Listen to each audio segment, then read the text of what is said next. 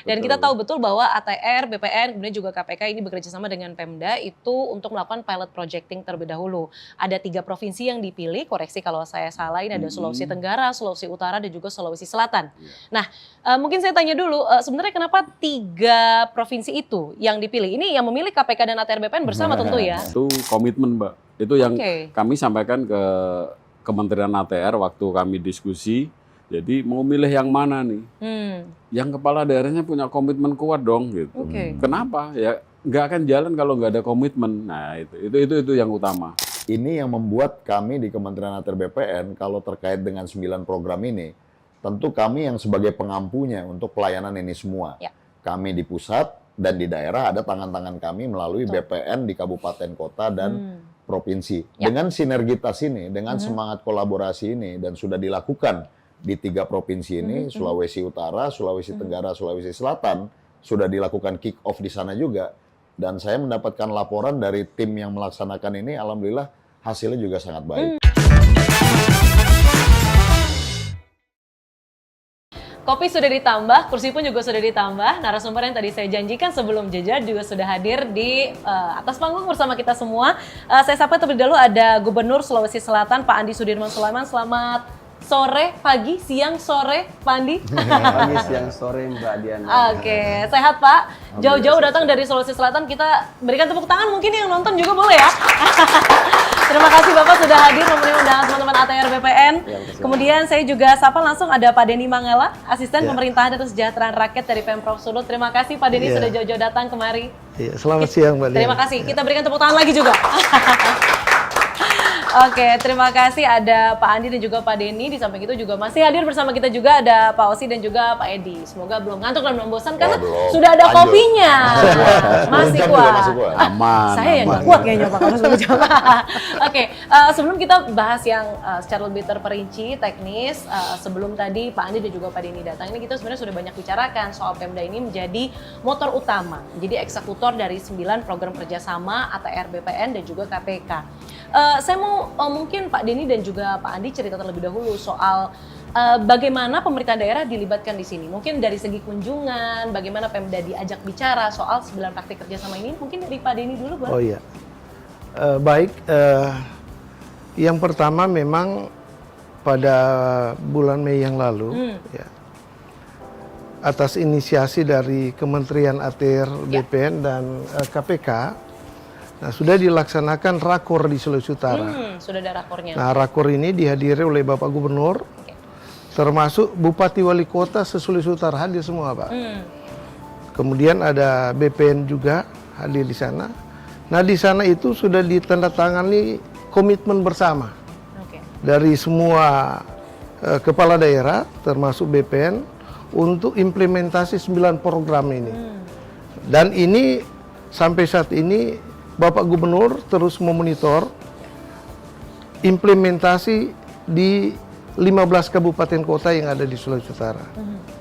Nah, ini tentu langkah yang sangat strategis yang diinisiasi oleh Kementerian ATR, BPN, dan KPK dalam rangka mewujudkan good governance.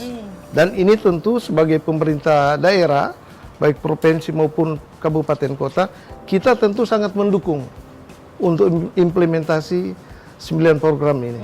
Oke, meskipun tugasnya artinya bertambah, tapi disambut baik karena itu tentu mewujudkan good governance tadi. Iya, karena untuk kebaikan bersama gitu. Oke, baik. Itu cerita dari Sulut. Kalau dari Sulut seperti apa, Pak Andi? Ya, terima kasih banyak Mbak Diana. Saya sampaikan bahwa kami tentu pertama mengucapkan terima kasih banyak kepada Kementerian ATR BPN dan juga KPK, Korsub, Pak Direktur yang senantiasa dan juga memilih Sulawesi Selatan sebagai salah satu piloting project untuk percepatan 9 program ini.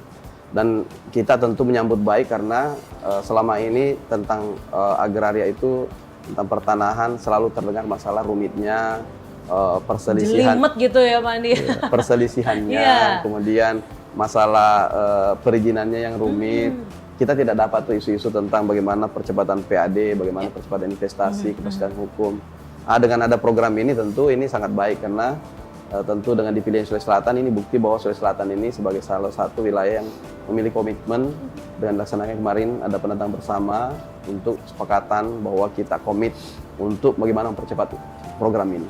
Oke, ini juga sebenarnya yang banyak ditanyakan oleh masyarakat. Tadi juga sempat dibahas ataupun disinggung sedikit ya sama Pak Edi dan juga Pak Ausi.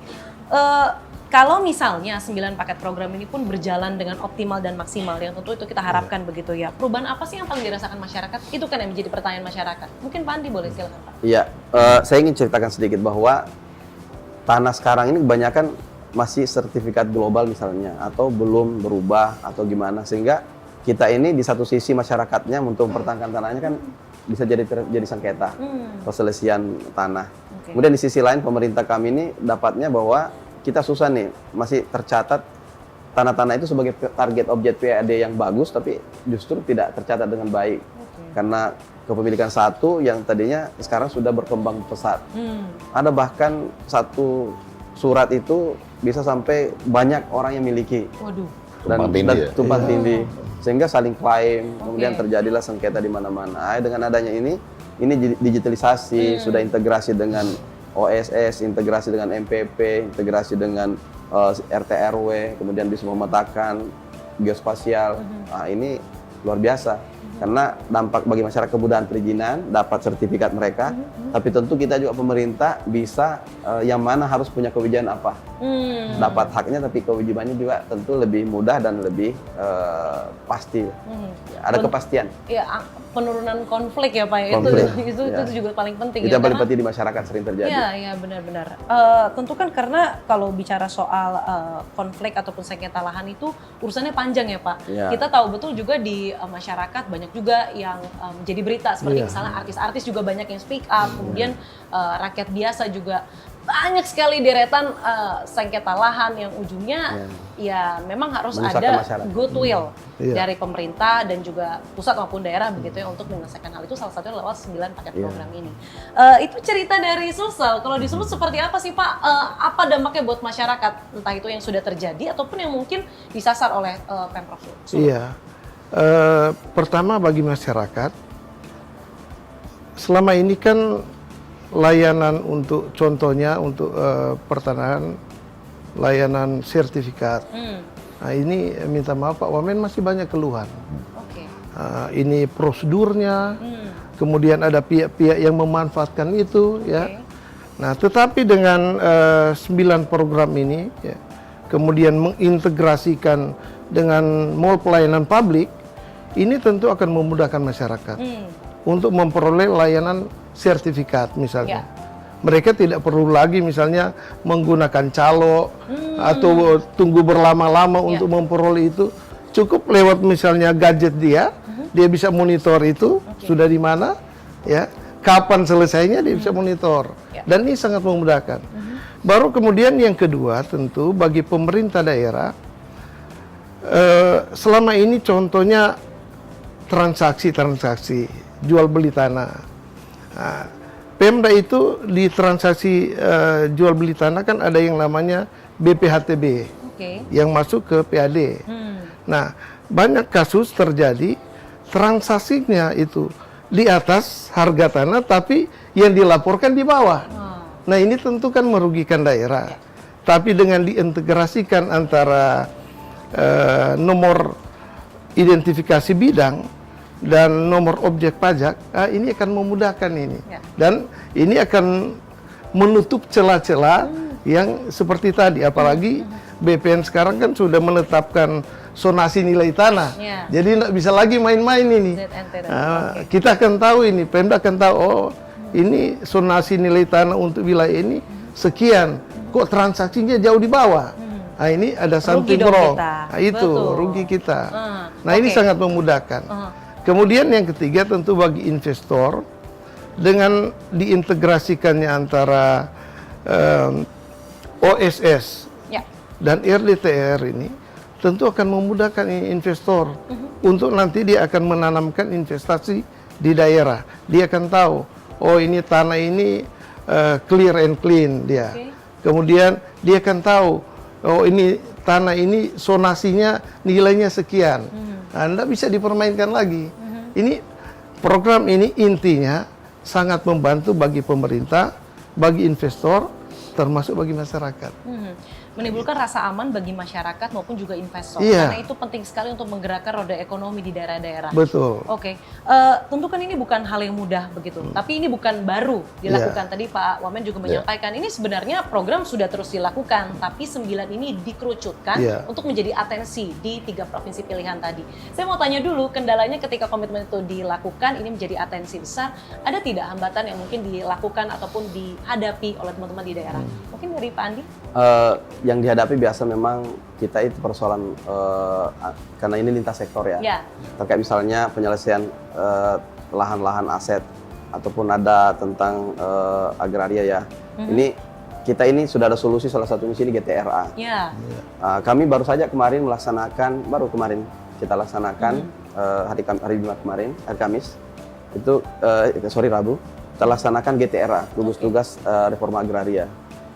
Saya yang pimpin langsung, ada kejaksaan, kemudian ada kita undang juga dari Forkopimda, kepolisian dan Kodam bahkan kita libatkan, kemudian dari pertanahan hadir semua untuk membahas 2 area yang menjadi target yang sangat strategis dan menjadi aset yang tidak jelas kepemilikannya tapi tercatat di KIB kami, di aset kami. Terus ada juga yang menjadi dipakai pendapatan orang lain tapi tidak masuk ke kami penghasilannya. Dari gugus tugas GTRA itu menghasilkanlah rekomendasi-rekomendasi dan sudah ada solusi dari rekomendasi itu untuk ditindaklanjuti BPN.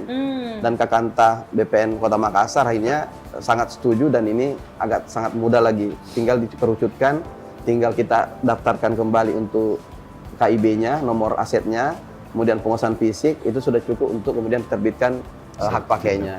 Ini salah satu program dari 9 itu ada GTRA, yang kemudian sebagai penyelesaian konflik dan ini kita sudah lakukan untuk 2 objek untuk tahun bulan ini ya. Dan ini kita terus akan melaksanakan per setiap minggu. Rencananya 1 minggu pertama untuk konsep kayak notulensi lah ya. Kemudian setelah itu baru rapat untuk rekomendasinya. Baru itu kita kirim. Nanti kita sasar lagi kayak seperti tanah-tanah yang luas konflik untuk lainnya, Pak. kayak seperti usaha-usaha yang besar ribuan hektar. Kita juga masukkan kadang-kadang tidak dipakai, terus terlantar sudah puluhan tahun nggak ada solusi, memiliki hak perdataan tapi sudah tidak lanjut. Nah inilah kita akan bawa ruang-ruang rapat-rapat GTRA sehingga itu sebuah pendapatan potensi investasi yang kuat. Kami sebagai provinsi ini sangat luar biasa kalau ini kita kemudian tindak lanjuti dan akan kembali ke negara. Iya, betul. Dan inilah sebenarnya ya Pak Wamen ya yang ditekankan bahwa optimalisasi GTRA itu bisa berjalan untuk mengkomunikasikan tadi ya. Tadi Pak Edi kan menyampaikan komunikasi ini adalah kunci. Satu waktu tapi kan suka jarang ngobrol gitu. Benar nggak tuh Pak Edi sama Pak Dedi? Benar ya? Nah, sehingga GTRA ini jadi suatu wadah begitu ya untuk penyelesaian konflik dan memaksimalkan tadi pendapatan dan potensi investasi tadi ya. Apalagi didampingi langsung dari Pak Wamen. Ya kita terus terang Mbak Diana senang dengar success story walaupun ini program awal tapi langsung seperti Gubernur Sulsel langsung memahami bagaimana GTRA ini sangat berpengaruh dan ternyata betul pada saat ini dilakukan bisa mencarikan solusi. Ya mungkin tidak semua akan bisa diselesaikan dengan cepat tapi paling tidak kita cari lagi prioritas mana yang ingin diselesaikan, forumkan lagi dengan GTRA sehingga semuanya punya kebebasan untuk berpendapat apa pandangan-pandangannya disimpulkan nanti dijalankan oleh yang hadir di situ. Jadi ini GTRA lalu integrasi NEB-NOP.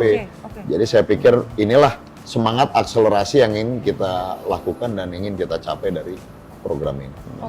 Tadi kan baik dari Pak Denny dan juga Pak Andi menyampaikan ini penerimaan kita ataupun potensi investasinya itu cukup berdampak loh. Mungkin bisa digambarkan secara nyata mungkin Pak Denny terlebih dulu soal sebenarnya seberapa 9 program ini bisa menyederhanakan administrasi sehingga berdampak pada pendapatan daerah. Mungkin ada angkanya Pak, bertambah berapa atau mungkin potensi yang dilihat. Silakan Pak Denny. Iya, memang kalau menyebut angka kan kita masih hitung-hitungan. Tentu karena masih karena berjalan. Kan baru kita komitmen bersama di bulan Mei ya.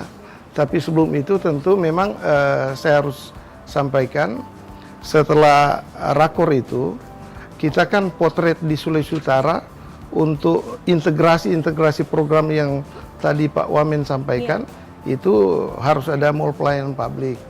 Nah kita di Sulut ada 9, jadi kita masih ada target 6 ke depan Pak Wamen. Dan Bapak Gubernur Bapak Majen TNI Purnawirawan Julius Silvanus itu mengendorse Bupati Wali Kota untuk secepatnya itu menyiapkan itu. Ya, supaya nanti juga ini kan akan memudahkan masyarakat. Nah, ke depan tentu setelah semua ini terwujud, kita harapkan itu PAD masing-masing daerah, baik kabupaten kota maupun provinsi, dia akan meningkat. Seberapa besar itu, ini masih dalam hitung-hitungan karena baru dimulai ini, gitu. Oke, baiklah. Mungkin saya beralih ke Pak Edi. Takutnya Pak Edi ngantuk nih, kebanyakan dirinya nih nanti ya. Serius Saya ini. mention dulu. Serius mendengarkan nih. Pak Edi mengawasi dan mengamati. Porsinya ya.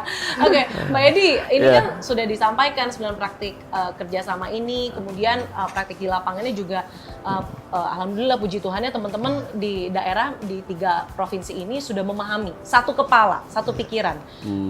Menurut Anda, setelah ini harus ada apa? Kan Anda di luar mengawasi begitu ya, harus ada percepatan seperti apa yang dilakukan supaya teman-teman di wilayah ini juga, tadi ada kendalanya beberapa begitu ya, yang sebenarnya harusnya bisa diselesaikan dengan komunikasi, yang harus dilakukan supaya semakin menambah pendapatan daerah dan lain sebagainya. Jadi kita bicara impact ya, atau mungkin bahasa ininya apa sih yang mendapatkan keuntungan seperti apa sih kan gitu kan ya. Terlebih yang ini udah ada yang berjalan, mungkin KPK teman-teman KPK sudah ada input tambahan begitu untuk teman-teman di daerah.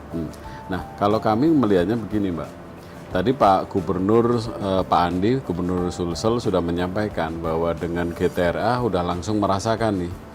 Selesai itu masalah. Ternyata dirapatkan bersama yang mohon maaf selama ini mestinya tanpa program ini pun harusnya dari dulu sudah bisa dilaksanakan kan gitu ya. Nah tapi kalau kami melihatnya dari sudut pandang yang lain. Yang pertama adalah mudah-mudahan kami harus membandingkan nih Mbak ya, tadi Pak Wamen sampaikan baru kemarin kan belum bisa kita lihat nih. Tapi kalau kami konsennya adalah pengaduan masyarakat nantinya.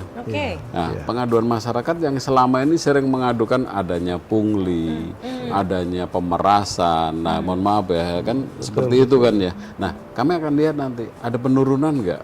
Nah, itu akan menjadi impact atau hasil yang dari sudut pandang kami ya. Mungkin dari Pak Gubernur mungkin akan melihat dari sudut pandang investasi nantinya. Dengan transparansi pasti investasi akan meningkat kan itu kan ya. Tapi kepentingan kami atau dari sudut pandang KPK adalah ada nggak nih penurunan tingkat korupsinya nih nanti di 3 provinsi ini gitu loh.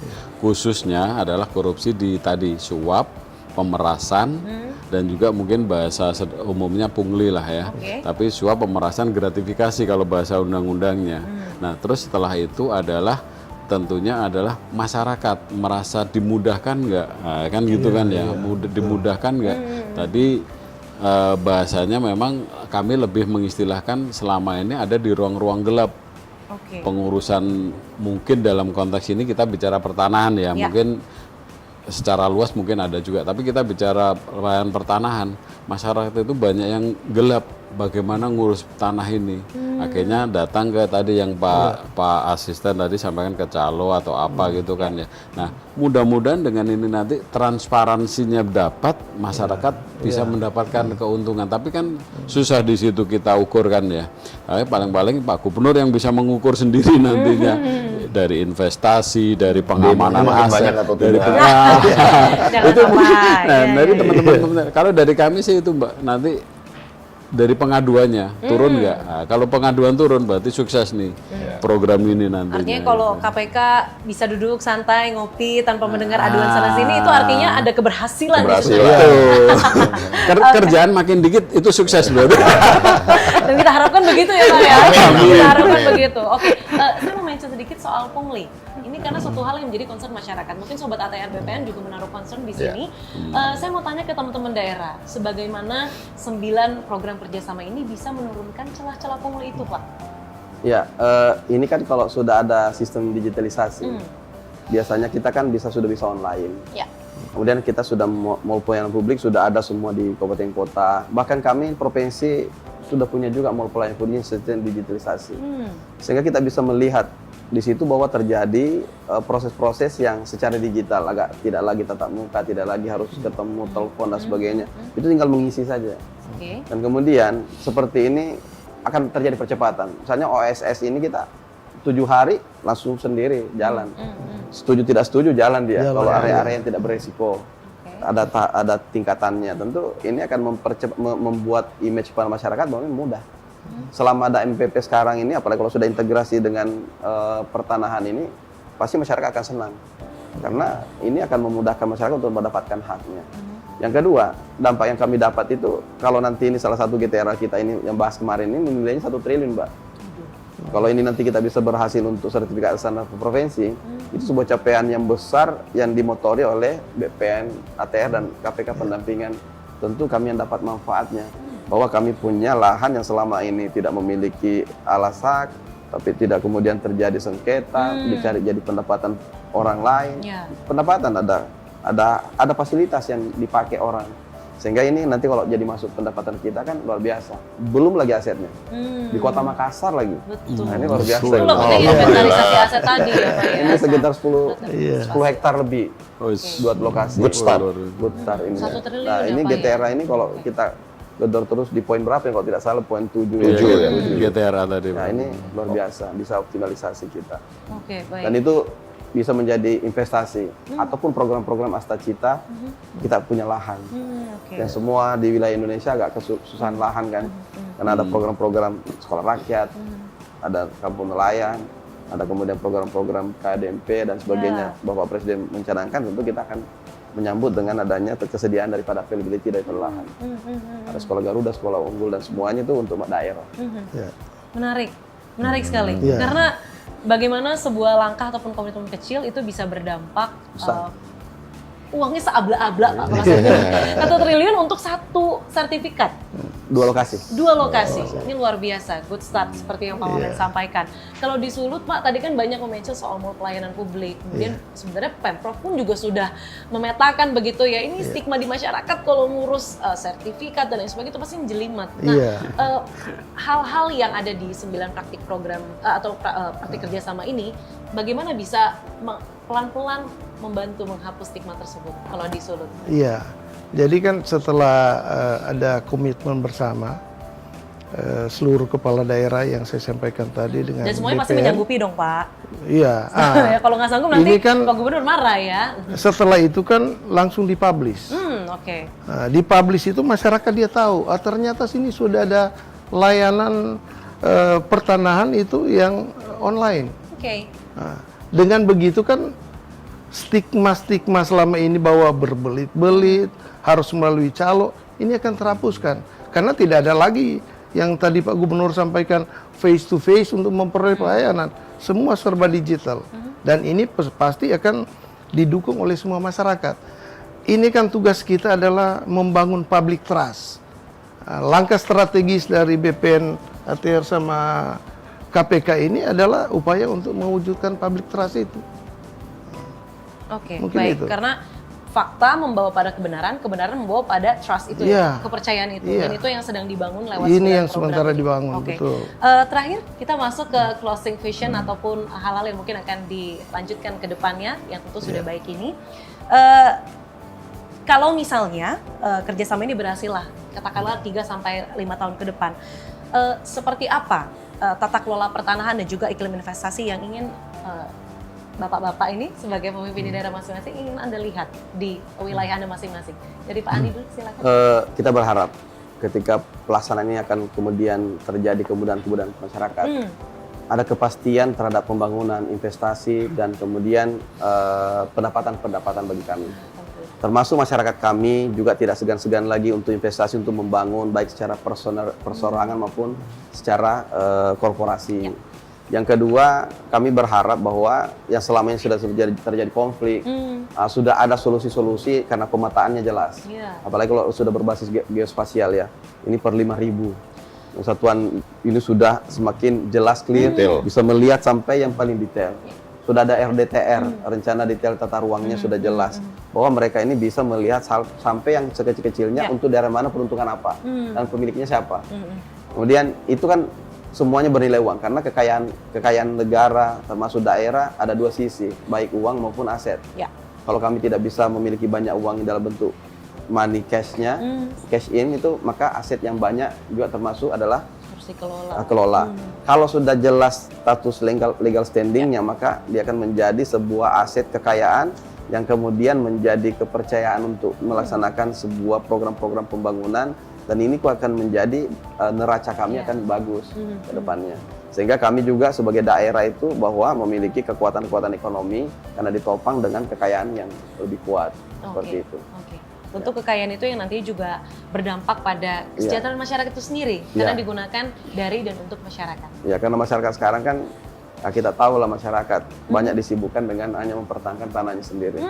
Nah, ini kan jangankan tanah negara ya, tanah-tanah pribadi saja ini juga sangat rumit, balik nama dan sebagainya. Ini kemudahan-kemudahan seperti ini tentu sangat baik karena sudah jelas siapa memiliki yang mana.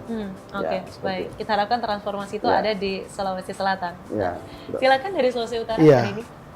Untuk Sulawesi Utara, pemerintah pusat kan sudah menetapkan 2 kawasan ekonomi khusus di Sulawesi Utara. Satu itu namanya Kek Likupang. Itu Kek Likupang itu adalah kek pariwisata super prioritas dari 5 di Indonesia. Nah, salah satu itu di Sulawesi Utara di Kek Likupang. Yang kedua itu namanya Kek Bitung. Nah, ini 2 kek ini adalah pusat pertumbuhan ekonomi baru di wilayah Sulawesi Utara. Nah, tentu dengan implementasi 9 program dari ATR BPN dan KPK ini tentu akan makin menciptakan iklim investasi yang kondusif di Sulawesi Utara, terutama dalam rangka menumbuhkan 2 kek ini supaya dia makin geliat lagi ini, makin berkembang bagus untuk peningkatan ekonomi di Sulawesi Utara yang dampaknya akan dirasakan juga oleh masyarakat Sulawesi Utara. Dan itu yang menjadi visi Pak Gubernur, memajukan Sulawesi Utara. Sulawesi Utara maju, sejahtera dan berkelanjutan di pintu gerbang Asia Pasifik. Amin, amin paling serius Pak itu untuk Amin. itu ya. Oke, saya mungkin beralih ke Pak Edi terlebih dahulu, nanti Pak Osa sebagai penutupnya ya Pak, boleh silakan Pak. Harapannya ketika, kalau tadi kan di daerah masing-masing, tentu harapan KPK 3-5 tahun ke depan untuk 9 program kerjasama ini. Jadi yang pertama tentunya langkah berikutnya Mbak ya. Jadi dengan di-trigger oleh 3 provinsi ini diharapkan next ke provinsi yang lain, itu tentunya ya. Dengan next ke provinsi yang lain, mungkin masing-masing provinsi ya mudah-mudahan sih tadi Pak Gubernur memberikan contoh ya, bisa dengan konteks yang baik ya Pak ini ya Pak ya. Itu jadi mendapatkan hasil yang ya sesuai kondisi daerah masing-masing lah ya, karena kan pasti berbeda-beda kan kondisinya. Nah, dari sisi kami tentunya harapan yang paling utama adalah meningkatnya pelayanan publik dan juga meningkatnya pengelolaan aset, khususnya aset tanah ya. Yang ini yang paling penting Pak, yang bebas dari tindak pidana korupsi. Nah, itu fokus di kaminya. Jadi manfaat ya mudah-mudahan benar-benar dinikmati atau dirasakan oleh pemerintah daerah dan khususnya masyarakat secara umum. Tapi kalau dari kami konsennya mudah-mudahan pelayanan kepada masyarakat, pelayanan publik kepada masyarakat dan juga pengelolaan aset tanah bebas dari tindak pidana korupsi. Itu Mbak.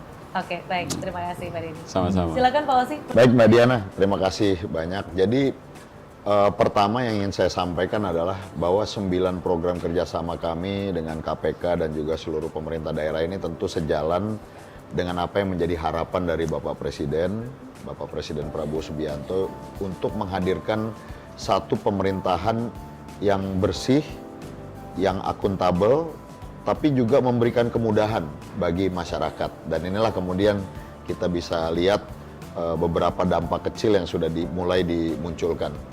Yang kedua yang ingin saya ingatkan dalam forum ini adalah tentu transformasi ataupun perubahan ke arah yang lebih baik itu akan membutuhkan effort yang tinggi. Tidak semudah membalikkan telapak tangan. Tidak akan berjalan secara instan. Ada upaya konsisten yang harus kami lakukan dari sisi kementerian, dibantu oleh KPK dan tentunya pemerintah daerah. Kami juga mengajak agar terus kukuh, konsisten, tegar untuk kemudian terus berupaya untuk menghadirkan, karena ini apapun yang kita hadirkan adalah untuk kebaikan masyarakat. Jadi tentunya ini adalah pahlawan-pahlawan kami yang ada di daerah, yang berada di garda terdepan. Kami berterima kasih, tapi mudah-mudahan kita semua punya semangat pantang menyerah terkait hal ini. Perubahan mindset, perubahan transformasi, budaya, culture, ya ini tentu membutuhkan waktu, tapi mudah-mudahan akselerasi ini bisa kita lakukan. Dan tujuan akhir yang ingin kita harapkan tentunya pada saat masyarakat bisa tertawa, datang ke kantor-kantor pertanahan, datang ke kantor gubernur, ke kantor bupati, wali kota, menyampaikan bahwa proses sertifikasi kami sekarang lebih mudah, Pak. Sekarang alhamdulillah lebih baik. Sekarang pelayanan BPN lebih sempurna. Inilah yang kami harapkan. Yang kedua juga investor datang ke daerah-daerah tanpa harus bertatap muka dengan banyak orang, bisa melakukan kegiatan bisnisnya, menyelesaikan proses perizinannya. Termasuk pemerintah daerah bisa menata aset-asetnya, bisa mendapatkan PAD yang lebih banyak untuk kemudian melayani masyarakatnya masing-masing. Nah, itulah tujuan akhir yang tentunya ingin kita lihat. Kalau itu bisa tercapai, ditambah bonus yang sangat tinggi, bisa meminimalisir adanya tindak pidana korupsi, yaitu semakin sempurna. Itulah yang akan membuat Kementerian ATR BPN merasa bahwa program ini alhamdulillah bisa berhasil, dan begitu pula dengan KPK. Jadi kami titip kepada teman-teman di daerah, Pak Gubernur, Pak Asisten, terus bersemangat, jangan pantang menyerah, Pak. GTRA pun nanti pasti ada tantangan dan juga cobaan-cobaannya, tapi kita harus tegar gitu ya, dan berusaha untuk semua permasalahan insya Allah ada solusinya. Saya pikir itu dari saya, Mbak Diana. Semangat pantang menyerah, karena hal yang benar dan baik belum tentu mudah dilakukan ya Pak ya? Betul. Oke. Dan mungkin itulah yang akan menjadi percontohan ya, 3 provinsi ini untuk mungkin teman-teman daerah yang nanti SM goes by. Itu bisa akan bertambah, expansion. Insya Allah segera kita lakukan. Segera dilakukan. Terima kasih banyak. Kita mungkin boleh berikan tepuk tangan untuk keempat narasumber kita hari ini. Terima kasih Pak Andi, Pak Osi, terima kasih banyak. Pak Denny dan juga Pak Edi, terima kasih banyak waktunya dan juga kebersamaannya selama kurang lebih 1 jam ke belakang tadi ya. Oke, terima kasih banyak Sobat ATR BPN sudah menyimak dari tadi atas kebersamaan Anda. Kita jumpa lagi di podcast ATR BPN berikutnya. Saya Diana Valencia pamit, sampai jumpa. Thank you, Pak Gubernur. Terima kasih banyak. Terima kasih.